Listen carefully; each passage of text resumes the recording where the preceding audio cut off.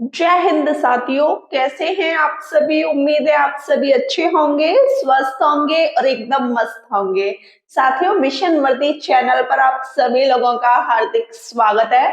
जैसा कि साथियों मैं आपको बता दूं, आपकी जो संविधान की क्लास हो गई थी 1 से लेकर क्लास 23 तक मैंने आपको संविधान करा दिया। आज आपकी क्लास 24 है, जिसमें हम पढ़ने वाले हैं राज्य के विधानमंडल के बारे में। ठीक है, समझ गए ना। पॉलिटी बहुत जल्दी फिनिश होने वाली है, परेशान नहीं होना, फिर हम रिवीजन अच्छे तरीके से करेंगे और मैं पूरी कोशिश करूंगी मैराथन क्लास लेके आने की। मैराथन क्लास में यह होगा कि एक ही वीडियो में पूरा भूगोल खत्म, एक ही वीडियो में पूरी पॉलिटी खत्म।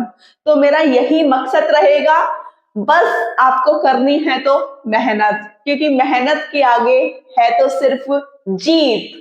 ठीक है, उस जीत का जश्न जैसा होता है ना, वैसा किसी चीज का जश्न नहीं होता। आपने अपनी लाइफ में बहुत कुछ देखा होगा, हार भी देखी होगी, जीत भी देखी होगी।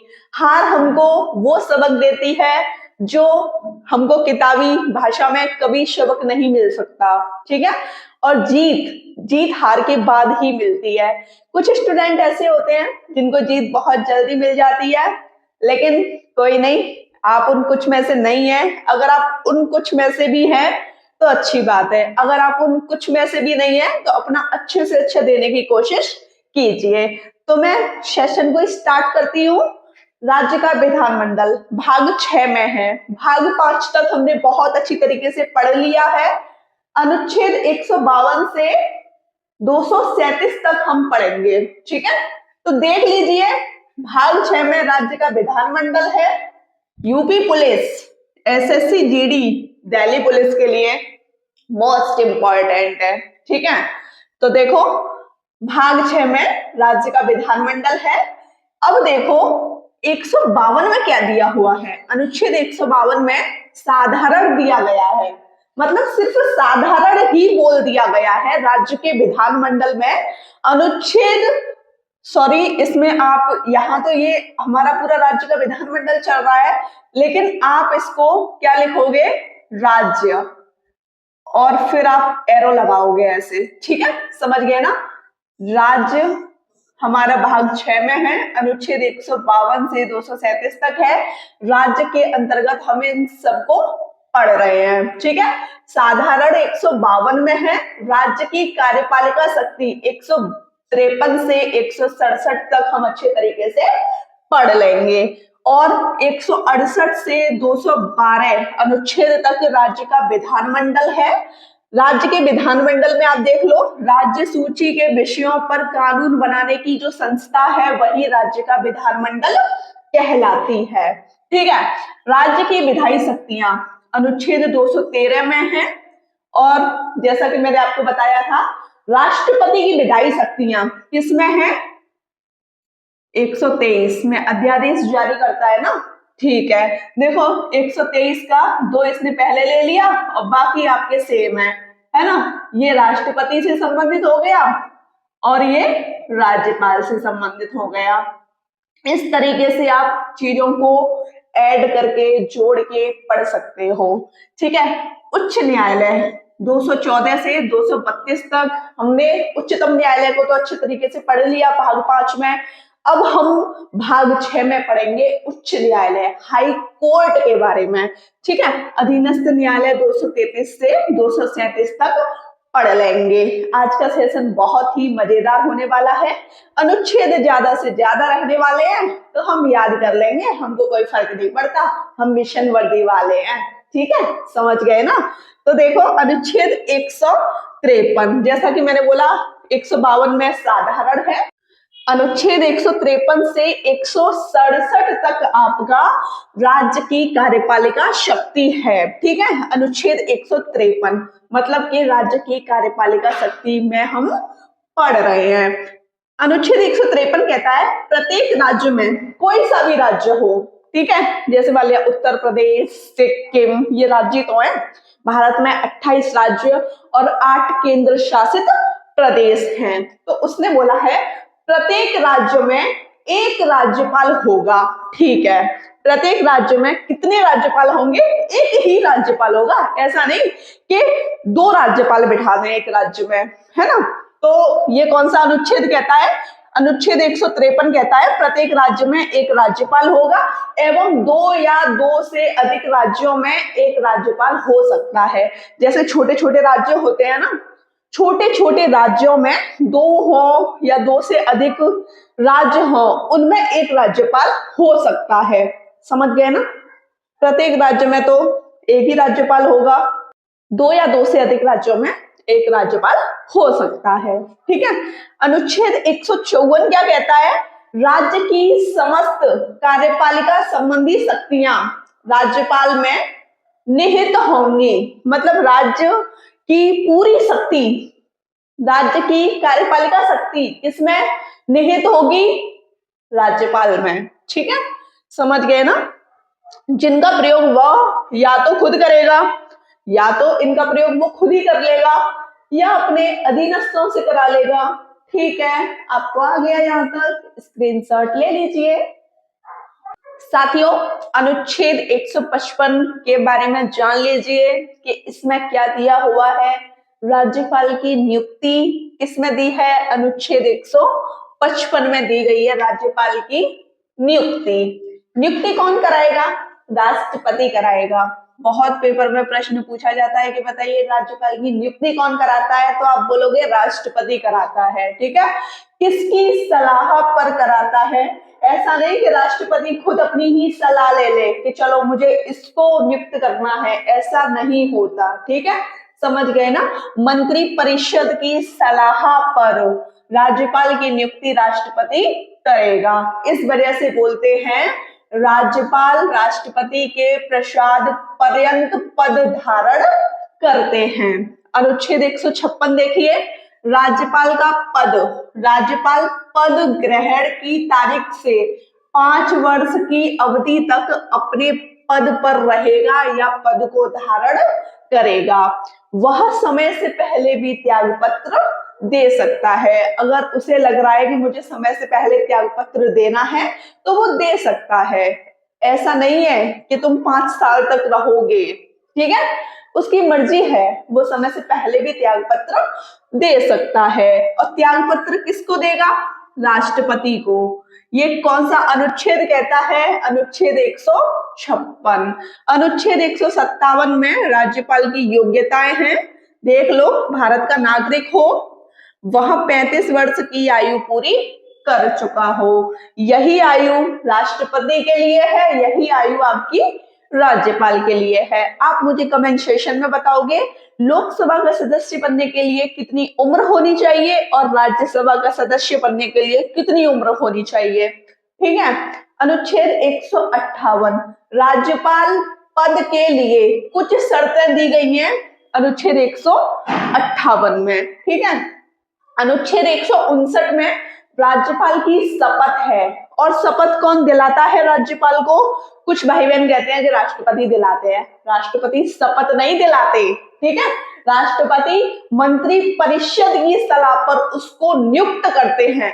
शपथ दिलाने का काम उच्च न्यायालय का है, हाई कोर्ट का है। ठीक है, अगर उच्च न्यायालय का मुख्य न्यायाधीश अनुपस्थित है तो ज्येष्ठतम न्यायाधीश शपथ दिलाएगा। किस अनुच्छेद के तहत? अनुच्छेद 159 के तहत। ठीक है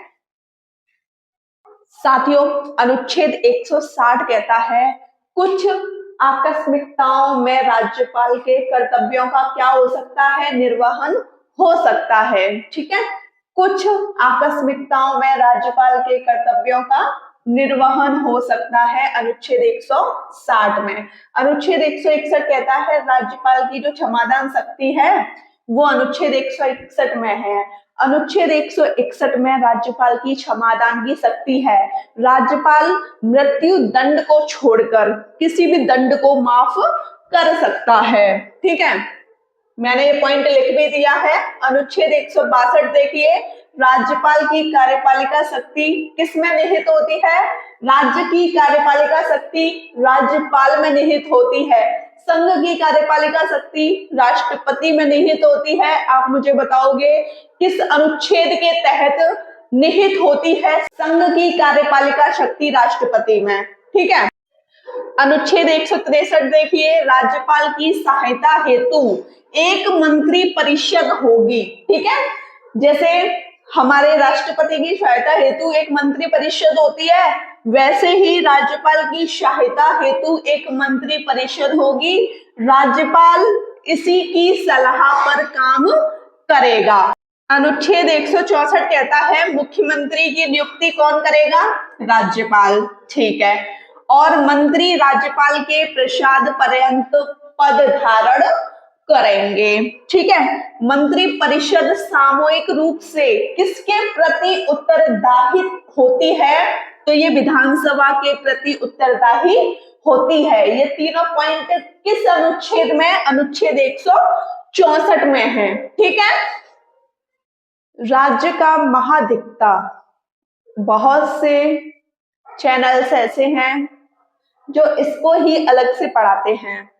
ठीक है, लेकिन आप बहुत खुश नसीब हैं कि आपको इसमें इसको इंक्लूड करके पढ़ने का मौका मिल रहा है, तो परेशान नहीं होना है, हम इसी में पढ़ेंगे और इतने से में ही अच्छे तरीके से हम पूरा इसको फिनिश कर लेंगे। ठीक है, इतना इनफ है, इससे ज्यादा बिल्कुल भी नहीं पूछता हटके क्वेश्चन। ठीक है, अनुच्छेद 165 में राज्य का महाधिवक्ता है। अनुच्छेद 165 में राज्य का महाधिवक्ता है। ये महाधिवक्ता क्या है बताती हूँ। जैसे देश में महान्यायवादी होता है, वैसे ही राज्य में महाधिवक्ता होता है।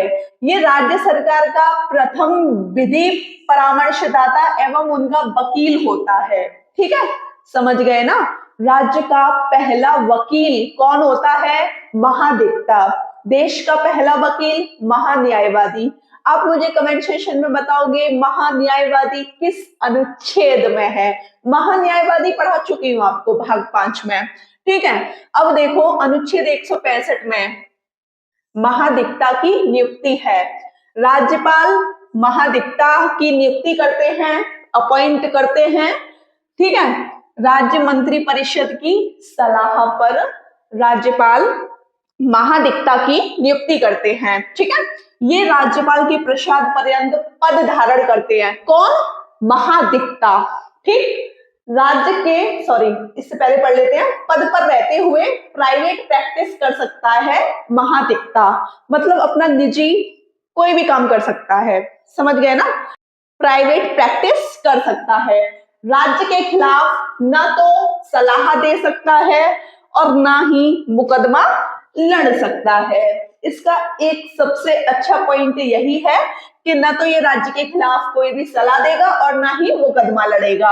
अब इसकी योग्यता देख लो महाधिवक्ता की। हाई कोर्ट, उच्च न्यायालय के जज की तरह इसकी योग्यता होनी चाहिए। कार्यकाल इसका निश्चित नहीं है।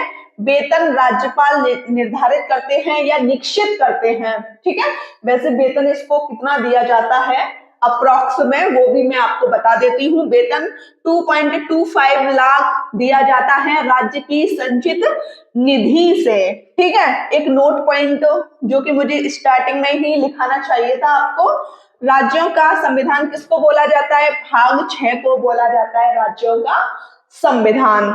महाधिवक्ता में देख लो, महाधिवक्ता राज्य में वही काम करेगा जो देश में महान्यायवादी के काम हैं। साथियों, अनुच्छेद 166 कहता है कि राज्य सरकार का जो कार्य संचालन होगा, कार्य करने की जिस तरीके से प्रक्रिया होगी वो किस अनुच्छेद में दर्शाई गई है? अनुच्छेद 166 में दर्शाई गई है राज्य सरकार के कार्य संचालन की प्रक्रिया। 167 कहता है राज्यपाल को सूचना उपलब्ध कराने हेतु मंत्री परिषद एवं मुख्यमंत्री के कर्तव्य 167 में है। मतलब कि राज्यपाल को जो भी सूचना उपलब्ध कराई जाएगी मंत्री परिषद द्वारा उपलब्ध कराई जाएगी एवं मुख्यमंत्री के जो भी कर्तव्य होंगे वो 167 में होंगे। अनुच्छेद 168 से 212 तक पढ़ेंगे। इसमें राज्य का विधानमंडल है। ठीक है, अभी तक हमने राज्य की कार्यपालिका शक्ति को पढ़ा था अच्छे तरीके से और आपकी अच्छी तरीके से चीजें समझ आ गई थी। अनुच्छेद 168 देखिए, राज्य के विधानमंडल की जो संरचना है या गठन है किस अनुच्छेद में है? 168 में है राज्य के विधानमंडल का गठन। ठीक है, राज्य का विधानमंडल बनता कैसे है? विधान परिषद से बनता है जो कि अनुच्छेद 169 में है, विधानसभा से बनता है अनुच्छेद 170 में है, विधान परिषद की संरचना से बनता है अनुच्छेद 171 में है और राज्यपाल से मिलकर बनता है आपका विधान मंडल। राज्यपाल अनुच्छेद 153 में है। राज्यपाल को अच्छे से हमने पढ़ लिया है, अब बारी है इन तीनों की। ठीक है, इन तीनों को हम अच्छे तरीके से पढ़ लेते हैं। राज्य का विधानमंडल, ठीक है, तो पढ़ लीजिए। विधान परिषद अनुच्छेद 169 में है। देखो, सर्जन का मतलब क्या है, समाप्ति का मतलब क्या है विधान परिषद में, ये आपको समझना है। जैसे किसी भी राज्य में विधान परिषद नहीं है तो उस राज्य में उस विधान परिषद का सर्जन किया जा सकता है। ठीक है, मतलब बनाया जा सकता है। अगर किसी भी राज्य में विधान परिषद है तो उसको समाप्त किया जा सकता है। इस चीज का ये मतलब है। अब आप देख लो, विधानसभा अनुच्छेद 170 में है। विधानसभा की संरचना किसमें है? अनुच्छेद 170 में है। विधानसभा को प्रथम सदन बोला जाता है। जैसे लोकसभा को प्रथम सदन बोलते हैं ना, वैसे ही राज्य में विधानसभा होती है प्रथम सदन, क्योंकि ये जनता द्वारा चुनी जाती है। ठीक है, प्रत्यक्ष सदन बोलते हैं, डायरेक्ट वोट कर सकते हैं, इसमें निम्न सदन बोलते हैं। विधान परिषद जैसे हमारा संसद में राज्यसभा होती है, वैसे ही राज्य में विधान परिषद होती है अनुच्छेद 171 में। ठीक है, इसको उच्च सदन बोलते हैं, द्वितीय सदन बोलते हैं और प्रत्यक्ष सदन बोलते हैं। यहां तक कंडीशन समझ गए? ऐसे राज्य